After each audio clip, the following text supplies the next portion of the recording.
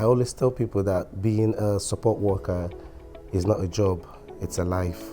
It's care, it's compassion, it's empathy, and these are the things that makes us humans.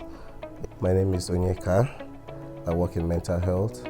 I've actually transitioned into mental health about 5 years ago when I started working in an acquired brain injury unit. Working in healthcare for me is all about compassion, empathy. It's all about building connections with the clients that you work with, improving their quality of life. It's all about making sure that they make little steps towards independence. For me, it has been a very fulfilling journey, coming into healthcare sector, because every time I go back home, I'm happy that I've made an impact on the life of someone out there. But I think what made me move over to children's services is because I want to be a part of the journey of a child's life towards achieving their goals and the outcomes in life. Working with them has been quite challenging, to say, to put it very mildly, because in children's services, you need to understand the root cause of the behaviors that a child presents. You need to understand that sometimes the behaviors are a means of communication, a means of expression of how they feel inside within them. So working with them, I've been able to build, I realized that consistency is key with them, and patience. Patience is not just being there, it's also actively listening. It's also, turning up every day, even though you've had the behavior with them the previous day, you don't take it to heart, you come back, because the reasons why the children are in care setting, is because they've been hurt in the past and people have left them, they've been betrayed. So you don't want to continue in that path. When I first started with them, they were a bit withdrawn and they wouldn't engage, actively. But then I came with a low arousal technique, just at your own time, whenever you're ready. We're here to support you while still encouraging them to engage in activities. And then the first time the engagement was minimal, but the second day I came on, I came to work with them. We were building Legos. I took an interest in Legos. I had never built a Lego before, but I just said, you know what? I love this Lego that you're building. Can you show me how you do it? And he was like, yes, sir, come on, I'll show you. And then we started to build Legos. From there, they love clay making. They taught me how to make clay. I've never played with clay before. So they impact on you as well as you impact on them. So you start to see that, you start to see past their behaviors and understand that they just need love, they need care, and they need direction. But I remember working with the child I was with before. When I first started, they had suicidal ideations. There was a feeling of hopelessness. They didn't want to engage, they were withdrawn. But with consistent approach, turning up every day, reassuring them, encouraging them to do activities that they love.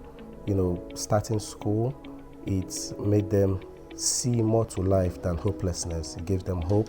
It gives them a sense of understanding that there's more to life than, their past. We just tell them, don't look back, look forward, because what's happened has happened and it's in the past. So if you don't look forward, if you keep looking backwards, you never move forward. They were not interested in education, even though they had aspirations of being a pediatric nurse in future. So with constant approach, consistency, continuous encouragement, reassurance, we were able to enroll them into school, and they started going to school. So at that point, it was like, for me, it was a huge achievement and a very fulfilling one for me, because I could see that the child has started to look forward to things that they ordinarily, like 3 months ago, they weren't happy to do. But now they're going to school, they're looking forward to going to school, making friends, building relationship with other people, especially because it's okay to put them in a care setting where they have consistent staff coming in. But then again, in the wider world, especially when they turn 18, when they are going out in the wider world, it's important for them to be able to build social interpersonal skills with their peers. So going to school, I could see them. They made friends. They were coming back home, being on the phone with friends. They didn't have any friends when we started, but now they're making friends. They were engaging. They were looking forward to going to school. And that alone, when I go back home to my house at the end of each shift, I'm like, yes, I'm proud to be a part of this journey. I always tell people that being a support worker is not a job, it's a life. It's care, it's compassion, it's empathy, and these are the things that makes us humans. If you come into a care setting and see it as a job, you will get frustrated. But if you come into it and see it as life, as a passion, as compassion, empathy, showing patience and resilience, these are things that we go through in life normally. So if you come with that mindset, you will turn up every day for work, irrespective of the behavior that you had previously. You'll be fulfilled because you know that you're part of a journey in the life of somebody and making a great impact towards promoting their independence and them achieving their dreams. I look forward to 5 years from now, a child I've supported in the past will come. I'll be like, I know you. We've worked together before in the past, and then they'll be like, yes. You were with me when I was, in my darkest times. And the fact that I know that I'm impacting positively, even though I've never met anyone because I'm still quite young, I haven't met anyone yet because they're still transitioning. I know that in future, someone might be an airplane pilot and it'll be like, hey, are you flying today? Are you on this flight? And we can have that conversation about how they've transitioned into achieving their goals. For me, that makes me sleep well at night.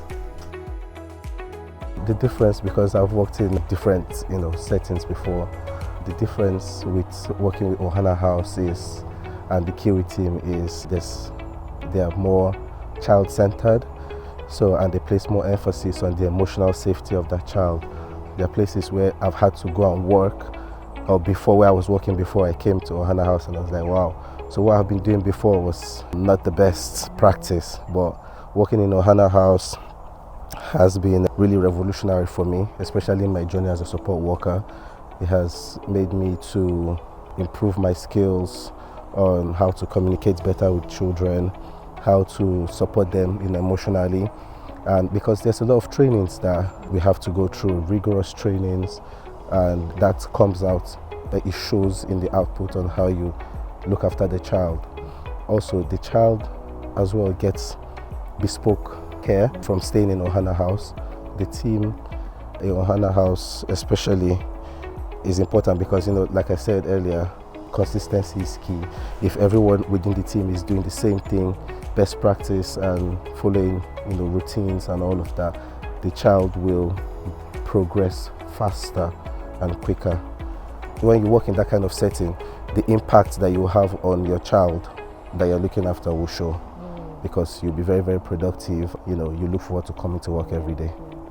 You never know what you're going to get when you come to work every day. You could leave work today having the best day with the child, and maybe something has happened overnight. They've had a flashback, they've remembered past traumas. You come in on shift in the morning and there's a behavior, boom. The first thing, what has worked for me is never take it to heart. Just see it as a means of communication. Just don't take it home. Just try and rebuild that trust again with them, because when there's a behavior, trust is impacted on, and just move past it. That's basically it. You can't keep it to heart, because then again you're going to re-traumatize the child, because it will show when you keep bottling it. And also we have debriefs, debrief with each other, especially. That's why I said the Ohana team is really good. They're a really experienced team. So we debrief amongst ourselves, staff. We also debrief with management, deputy managers and the register managers. If we need it, there's always support. We talk about it. We have regular supervision. So in places where we struggle, because it can have an impact on you as well, we express it and say, this is not working, this is working. You feel supported? Yes, yes.